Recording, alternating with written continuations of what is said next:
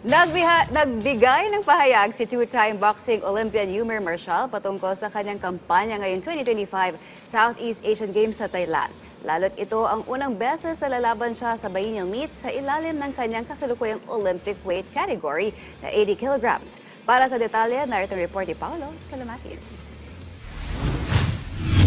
Patuloy na nag-ensayo ang buong koponan ng Philippine Boxing Team kabilang si two-time boxing Olympian Yumir Felix Marshall upang masiguro ang magandang performance sa magaganap na 33rd Southeast Asian Games ngayong Disyembre sa Bangkok, Thailand.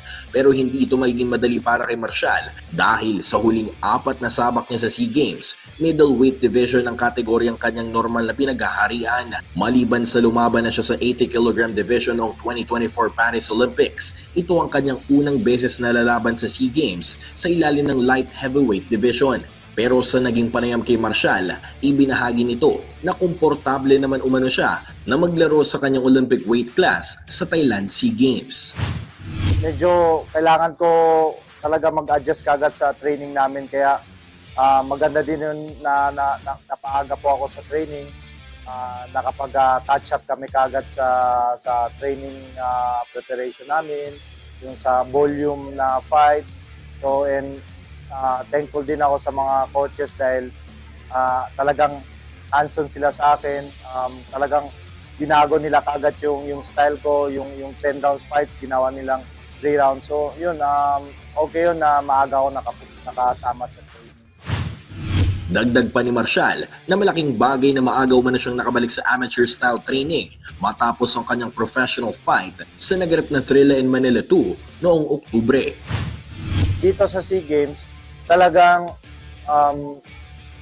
okay naman ako dito sa weight class ko na to. Mostly sa mga katimbang ko, di naman nagkakalayo yung weight class namin, yung height namin. So, kampante naman ako, pero pagdating talaga sa mga Asian Games, Olympic, talaga dehado talaga ako. So, ngayon, maglalaro po ako 80 kg, pero pag bibigyan po ako ulit ng pagkakataon mag-Olympics, bababa ako ulit sa 75 kg.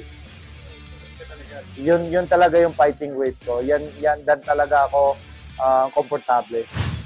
Matatanda ang tinapik ng Philippine Olympic Committee ang serbisyo ni Pinoy knockout artist at professional fighter na si Weljon Mindoro upang maglaro sa SEA Games kung saan siya naman ang sasalang sa weight category ni Marshall na 75 kg division. Mula rito sa Bangkok, Thailand, Paolo Salamatin para sa Atletang Pilipino para sa Bagong Pilipinas.